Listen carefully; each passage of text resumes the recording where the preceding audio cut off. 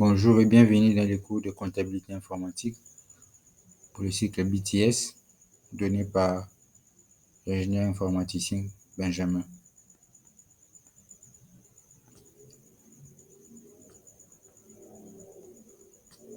Ok. Alors, ici, nous avons la table de matière. Donc, nous allons voir, en plus d'une introduction, où nous allons faire un petit rappel de tout ce qui est notion en comptabilité. Nous avons, le cours est constitué de 4 chapitres. Le premier chapitre, c'est les états et journaux comptables. Le deuxième chapitre saisit des écritures avec le logiciel comptable. Le troisième chapitre, nous allons parler de clôture et dépôt de comptes. Le quatrième chapitre, nous allons voir comment on fait l'audit en comptabilité et grâce au logiciel compte ARP. Alors, pour ce qui est de l'introduction, nous allons commencer par une définition où on rappelle qu'est-ce qu'est la comptabilité, très important. La comptabilité, c'est un ensemble de conventions et de règles qui consistent à recueillir et compiler des données liées aux événements et aux opérations financières, dans le but de présenter dans une unité monétaire, franc congolais, dollar, euro, la situation financière et les activités économiques d'une entreprise. Donc, la comptabilité va nous aider, après une période donnée, et à respecter selon les normes plutôt établies dans le domaine de comptabilité, une situation ou la situation financière d'une entreprise. L'entreprise fonctionne comme il fallait ou l'entreprise fonctionne mal. C'est la comptabilité qui va nous aider à connaître cette situation. Alors, pour ce qui est de la comptabilité informatique, c'est la contraction de deux mots. D'abord, nous avons la comptabilité et puis nous avons l'informatique. L'informatique comme science de traitement automatique de l'information. Donc, la comptabilité informatique est l'ensemble des systèmes informatiques qui contribuent à la production des écritures comptables. Alors, qu'entendons-nous par écriture comptable? Une écriture comptable, c'est une opération qui consiste à enregistrer un flux commercial, économique ou financier à l'intérieur des comptes. Les écritures sont portées dans un document appelé journal. Dans une entreprise, l'ensemble des écritures comptables va approvisionner ses états financiers, que sont les bilans, les comptes, les résultats et l'annexe. Nous avons aussi les pièces comptables. Alors, les pièces comptables représentent toutes les pièces justificatives qui peuvent légitimer les écritures comptables passées dans votre comptabilité générale. C'est-à-dire, dans mon entreprise, j'ai dit voilà, pour le mois de décembre ou le mois de mars, on a dépensé 100 000 pour acheter des lots, pour acheter du carburant, pour acheter des objets pour le bureau. Je dois être en mesure de justifier toutes ces dépenses-là. Généralement, quand on va acheter quelque chose, on nous remet une facture, un ticket, autre chose. Tout ça constitue ce qu'on appelle des pièces comptables.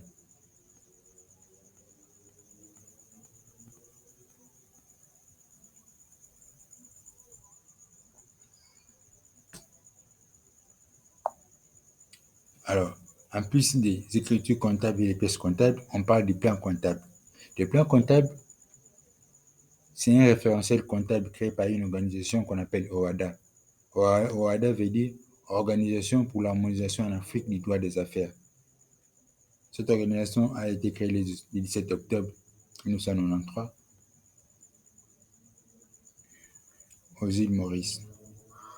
Alors, on parle aussi du compte comptable, voilà, très important. Un compte comptable, c'est un compte dans lequel l'entreprise enregistre ses actions financières. Voilà, j'ai dépensé le marchandise, mon argent plutôt pour acheter tel produit. Ce produit-là aura un compte dans lequel toutes les dépenses qu'on fera ira dans ce compte-là. Ce qui nous permet plus tard de pouvoir retracer et afficher les résultats. La tenue efficace de la comptabilité repose sur le bon choix de compte comptable. Alors, on parle aussi de l'imputation comptable. L'imputation comptable est une technique qui consiste à attribuer un compte à une opération selon un nomenclature appropriée. Voilà. Dans les plans comptables généraux, pour nous, le cas c'est les plans comptables OHADA, les comptes comptables sont numérotés selon leur nature. Ainsi, on retrouve cette classe de comptes caractérisée de la façon suivante. La classe 1 concerne les comptes de capitaux. On parle de comptes de capitaux. La classe 2, c'est le compte d'immobilisation. La classe 3, c'est le compte des stocks. La classe 4, c'est pour le compte des tierces. La classe 5, c'est pour le compte financier. La classe 6, c'est pour le compte des charges. La classe 7, c'est pour le compte des produits. Voilà. Ça, c'est pour tout ce qui est rappel et quelques notions de comptabilité. On y reviendra plus tard avant d'attaquer la partie pratique avec les logiciels. Alors, nous pensons au chapitre 1. Dans les chapitres 1, nous allons voir ce qu'on appelle les états et journaux comptables. Parmi les états et journaux comptables, nous avons le bilan comptable. Un bilan comptable, c'est un document financier donnant une image du patrimoine d'une entreprise à un instant T. L'instant T, c'est une date spécifique, celle de clôture de l'exercice. Généralement, c'est le 31 décembre, année civile. Le bilan se compose du passif, à droite, qui recense l'ensemble des ressources dont dispose l'entreprise, de l'actif, à gauche, qui désigne l'emploi que celle-ci fait de ses ressources. On retrouve aussi d'autres informations dans les bilans, comme les capitaux propres, les stocks.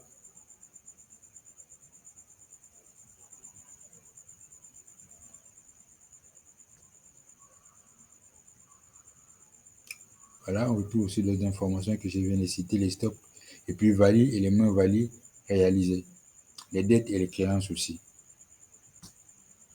Alors, après le bilan, nous avons ce qu'on appelle le compte des résultats, toujours parmi les états et journaux comptables.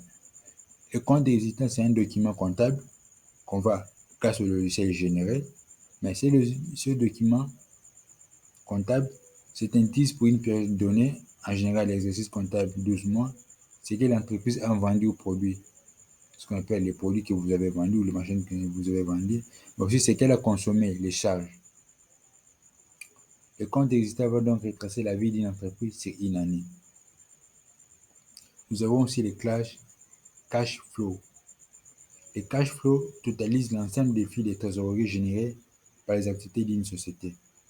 Cet indicateur permet de mesurer la marge réelle d'une entreprise, sa capacité à financer son développement. En plus du cash flow, nous avons ce qu'on appelle les divers. Les divers constituent autrement dit, ce sont les soldes intermédiaires de gestion. Pour analyser la rentabilité d'une entreprise, le compte des résultats va être scindé à différents niveaux, donnant à chaque fois un solde intermédiaire de gestion. Ces soldes intermédiaires de gestion sont très utiles pour réaliser une analyse financière efficace. Pour ce faire, on va utiliser certaines données essentielles comme la production, la valeur ajoutée, l'excédent brut d'exploitation, l'excédent d'exploitation, les résultats comptables et les résultats nets. Alors, parmi toujours nos états comptables et journaux, nous avons ce qu'on appelle les journaux et grands livres généraux.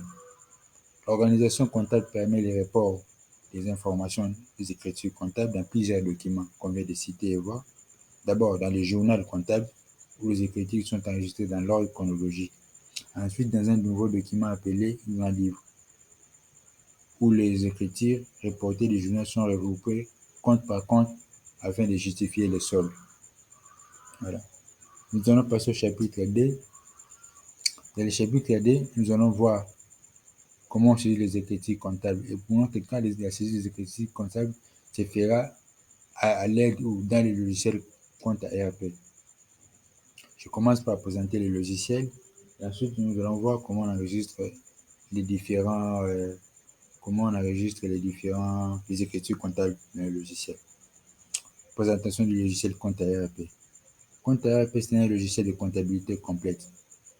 La productivité comptable est au cœur de son développement avec des fonctionnalités telles que la reconnaissance des factures alimentées par l'intelligence artificielle, reconnaissance des factures motorisées, la synchronisation avec le compte bancaire, les suggestions de correspondance intelligente et bien d'autres. Alors, ici, nous pouvons voir l'interface du logiciel que je vais juste lancer tout de suite. Là, on peut voir l'interface de notre logiciel. Alors, si je rentre ici, puisque le logiciel est installé dans la machine, j'ouvre comme ça. Ici, nous pouvons voir l'interface du logiciel. Là, on a une vue d'ensemble. Là, on a l'onglet client, le menu client, le menu fournisseur, le menu comptabilité pour ce qui est des configurations à faire, le menu analyse que nous allons utiliser pour imprimer ou générer nos états financiers qui sont les grands livres, compte des résultats, les bilans et bien d'autres. Là, dans la partie configuration, nous allons faire des différentes configurations liées à l'exploitation ou à l'utilisation du logiciel. Donc, je reviens un peu sur la notre partie théorique. Nous venons de voir l'interface du logiciel. Là, nous allons rappeler quelques principaux concepts en comptabilité. Ici, par exemple, dans ce cours ou avec les logiciels que nous utilisons, la comptabilité appliquée, c'est ce qu'on appelle la comptabilité à partie double. C'est-à-dire quoi? Toutes les entrées des journaux sont automatiquement équilibrées, somme de débit, somme de crédit. Je vais acheter quelque chose, l'argent sort de mon compte ou de ma caisse, va entrer dans la caisse du fournisseur. Donc mon compte va être débité pour créditer celui du fournisseur. Tout ça est encodé, enregistré, mais aussi affiché dans nos différents rapports financiers. Nous allons aussi faire quelques rappels de mémoire avant qu'on commence avec la partie pratique du logiciel. En comptabilité, ce qu'on appelle le compte des résultats, qu'on vient de voir plus haut, montre tout simplement la performance de l'entreprise sur une période donnée, en général l'année en cours. Le bénéfice brut est égal au revenu des ventes après déduction du coût des marchandises vendues. Les charges d'exploitation incluent les salaires des services administratifs, des ventes, des rendez-vous, ainsi que les loyers et les charges, les frais divers, les assurances, tous les coûts encaissés des produits vendus. Nous avons les bilans. Les bilans, lui, nous donnent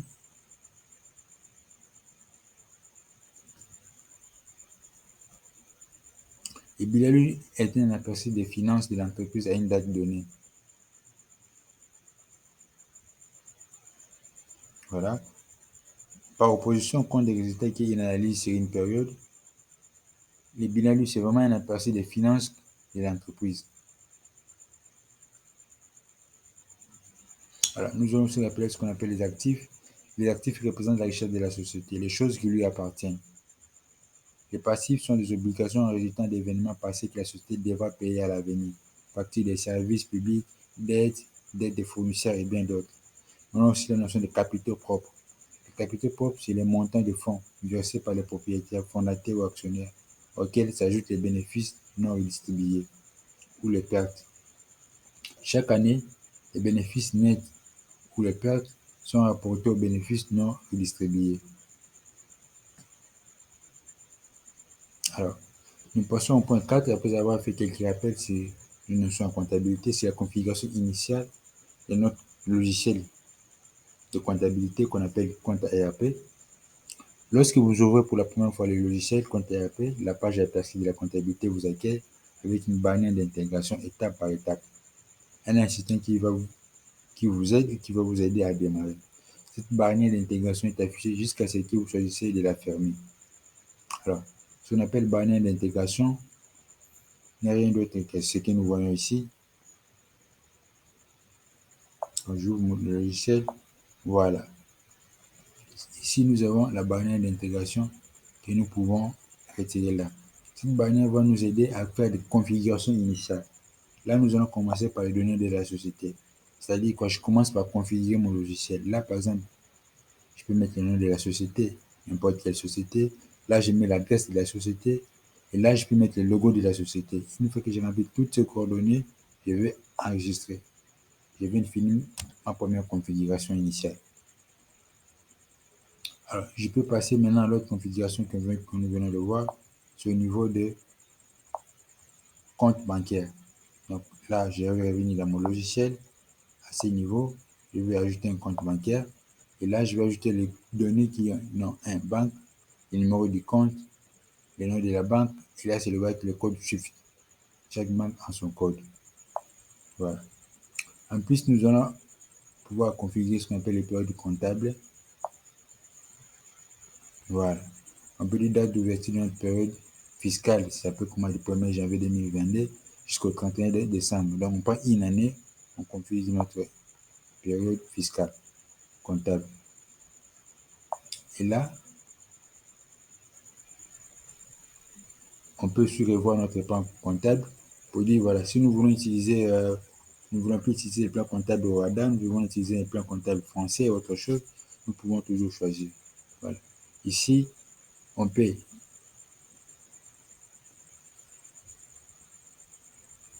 regrouper les comptes par type. Voilà, j'ai mis regrouper par type de compte. Et là, nous voyons les différents types de comptes.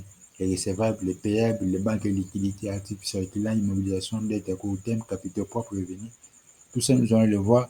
Et ce compte sont configurés par rapport au premier choix que nous avons fait. C'est-à-dire, comme nous avons dit, dans notre logiciel, le plan comptable appliqué sera le plan comptable OADA. Merci pour aujourd'hui. On s'arrête ici et on continue prochainement.